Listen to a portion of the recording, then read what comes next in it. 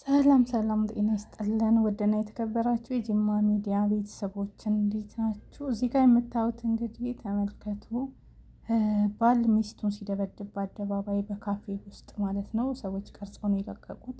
ምንድነው የተከሰተው? በኦሮምኛ ነው፣ ድምፁን አጥፍቼላችሁ ነው ለማታውቁት ማለት ነው።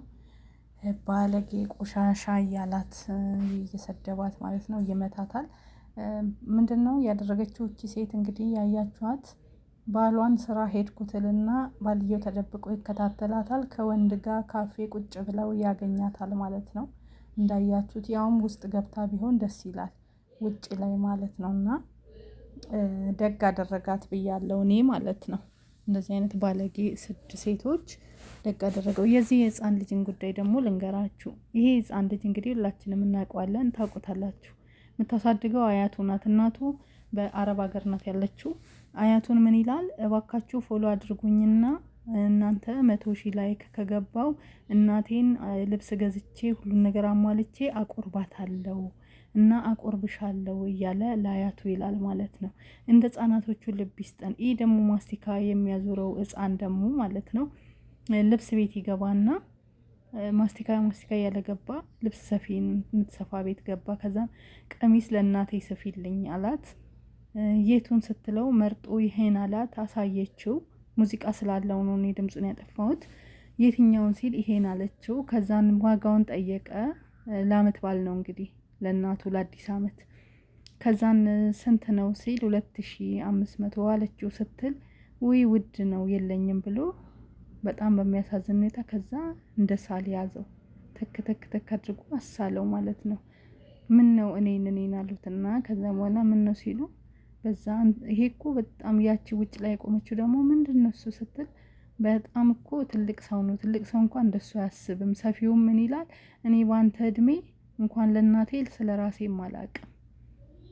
በጣም ጥሩ ጎበዝ ተማሪና ልብ ያለው ሐሳብ ያለው ለእናቱ እንደዚህ ነው ጥሩ ነው ምናምን ብለው በመጨረሻ ላይ ሰፊዋ እኔ በነፃ ሰፋልሃለሁ አይዞህ አለችው ማለት ነው። ስለ ጥሩ ስለ መልካም አስተሳሰብክ ብር አልቀበልም፣ ለእናትህ የፈለከውን ቀሚስ ሰፋልሃለሁ አለች። እግዚአብሔር ይስጣት። እና ብዙዎች ተቀባብለውት ብዙም ያነቡበት ያለቀሱበት ሰዎችም አሉ። ስለዚህ ልጅ ማለት ነው በዚህ እድሜው ለእናቱ ማሰቡ፣ ትምህርቱን መማር፣ መብላት፣ መጠጣት ትቶ እንዴት በዚህ እድሜው አሰበ የማለት ብዙ አስተያየት እየሰጡ ነው። እነዚህ ሁለቱ ህፃናቶች እግዚአብሔር አምላክ ያሳድጋችሁ በሞገስ በጥበብ ነው የምለው። ያም እናቴን ላስቆርብ በጣም የ20 አመት እንኳን ታዳጊ የማያስበው አያቱን ላስቆርብሽ ማርያምን አስቆርብሻለሁ ሁሉን አሟልቼ ልብስ ገዝቼልሽ የመቁረቢያ ልብስ አለ። ይሄኛው ደግሞ ለእናቴ ስፊልኝ ሲል 2000 እኔ ከየት አመጣለሁ? እኔ እኮ 800 ብር ብቻ ነው ያለኝ አለ። ማስቲካ ዞሮ የሸጠበትን 800 ብር ከ800 ብቻ ነው ያለካ። በቃ እኔ ስላንተ መልካምነት እኔ በነፃ ሰፋልሃለሁ አለች። እግዚአብሔር ይስጣት እቺ ሰፊ። እውነቴን ነው የምለው። በጣም ነው ሁላችንንም ልብ የነካና እዛ ውስጥ ያሉት ሰዎች ሁሉ በጣም ነው የተገረሙት። እዚህ ጋር የምታዩት ማለት ነው ልጅ በዚህ የተነሳ እንደሆነ ህይወቷ ያለፈው ዱባይ ላይ ባለፈው ከ9ኛ ፎቅ ራሷን ወርውራ ህይወቷ ያለፈው እህታችን ማለት ነው። ምክንያቱ ምንድነው ተብሎ ብዙዎች ሲያወሩ ነበረ። በወንድ ነው ሲባል አሁን እዚህ ጋር እየተናገረች ያለችው ልጅ በኦሮምኛ ነው። ምንድነው ያለችው? ብዙ ጊዜ ከሴቶች ጋር የሚያደርገውን ነገር ቪዲዮ እየቀረጽኩኝ እልክላታለሁ፣ እሷም ሰዎች የሚልኩላትን ትልካለች። ሁላችንም በሱ ምክንያት ነው ህይወቷን ያጣችው እያለች ብዙ ነገር እያወራች ትገኛለች ማለት ነው። ኦሮምኛ የምትችሉ ብትኖሩ አስገባላችኋለሁ፣ ግን ብዙ ጊዜ ትርጉሙን ስለምትጠይቁኝ ነው ማለት ነው። እና እህቶቻችን ለወንድ ብለን ይሄን ያክል መስዋዕት መክፈል የለብንም።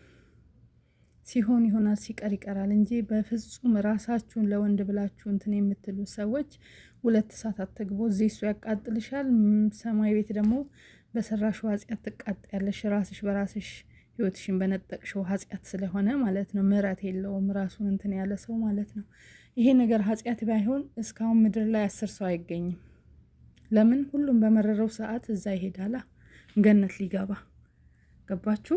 በራሱ ቀኑን እያሳጠረ በቃ በተጣላ ቁጥር ትንሽ ኮሽ ባለ ትንሽ በከፋን ቁጥር ማለት ነው ራሳችንን እንሄድ ነበረ። ግን ስለማይቻል ነው ማለት ነው። ስለዚህ እግዚአብሔር አምላክ ልቦና ይስጣችሁ እንደዚህ የምታደርጉ እህቶች ማለት ነው። እንዲሁም በቀደም ሰይፉ ጋር ቀርባ የታረቀችው ልጅ በሷም ውርጅብኝ እየወረደባት ነው። ለምን ታረቅሽ በማለት ብዙዎች እየሰደቧት ይገኛሉ። እንኳን ታረቀች እንዴ! ከዚህ በላይ ምን ትሆን? በቃት። እውነቱን ተናገረች፣ እንደምትወደው ተናገረች፣ ታረቀች። ምን ታድርግ? አሁን ለምን ታረቅሽ የሚለው እየሰደቧት ይገኛሉ ማለት ነው። እውነተኛ ሰዎች ስንባል እኮ ብቻ አስተሳሰባችን ምን እንደሆነ አናቅም። እግዚአብሔር ልቦና ይስጠን መድኃኔዓለም ማለት ነውና ስለታረቀች ብዙዎች ቅር ያላቸው ሰዎች አላችሁ። እስኪ እንስማ። ስለተናደዳችሁብኝ በጣም አም ሶሪ። በጣም ግን ውስጤ ያለው ትክክለኛ ፊሊንግ በቃ ይቅርታ ማድረግ ስላለብኝ ነው። እና ደግሞ ባይመጣ ኖሮ ለምን ይቅርታ ምናምን ብዬ ከሱ ጋር ልጋጠም ምናምን ወይም ደግሞ አሊያ ልሰው ነበረ። ግን ይቅርታ ገፍተው እኔ ጋር ስለመጣ እንኳን እኔ ኢየሱስ ክርስቶስ እየተበደለ ኖሯል። ሶ ኢትስ ኦኬ አይደል? this is my opinion። ሶ ለዛ ነው ይቅርታ ያደረኩት። ለውስጥ ሰላም ስና ይቅርታ ያደረኩት። ቴንክ ዩ። እሺ ሁለተኛ ይቅርታ ያደረግሽለት ከልብሽ ነው ወይ? አዎ እግዚአብሔር በሚያውቀው ኪዳነ ምሕረትን ከልቤ አሁን ምንም ነገር የለም አይረሳ ምናምን እነሱ በቃ ያሳለፍናቸው ነገሮች ለምሳሌ አንደኛ ክፍል ተምረናል። አንደኛ ክፍል ተምሬያለሁ ብዬ ነው የማስታውሰው እንጂ ያለፈውን ነገር ያሰብኩኝ መጥፎ ስሜት አይሰማኝም። ሶ ያ እና ደግሞ እኔ አይደለሁም ይሄ እግዚአብሔር እገዛ አለበት። ምክንያቱም ሴት ልጅ የፕሬግናንሲ ታይም እና የአራስ ቤት የምናም ብዙ ሆርሞናል ኢምባላንስ ሲያጋጥመን በጣም ብዙ የምናስተናግዳቸው ፊሊንጎች አሉ። እነሱ ፊሊንጎች እድሜ ልካችን አይፋቱንም ምናምን አይደል? ያ ግን እኔ ማርያምን እግዚአብሔር በቃ በደንብ በቃ አስወጣልኝ። ቂም አእምሮ እየረበሸብኝ ነው፣ ላይፌን እያበላሸብኝ ነው ቂሙ ብዬ ጸልያለሁ። ብዙ ጊዜ ሰው ወጣል ሰው ነው አይደለም እግዚአብሔር ነው ያስወጣል። ሰው ምንም ነገር የለም ከልቤ ነው ማርያም ሽን ከልቤ ነው ይቅርታ ያደረኩት። እሺ ሶስተኛው ላንተ ነው።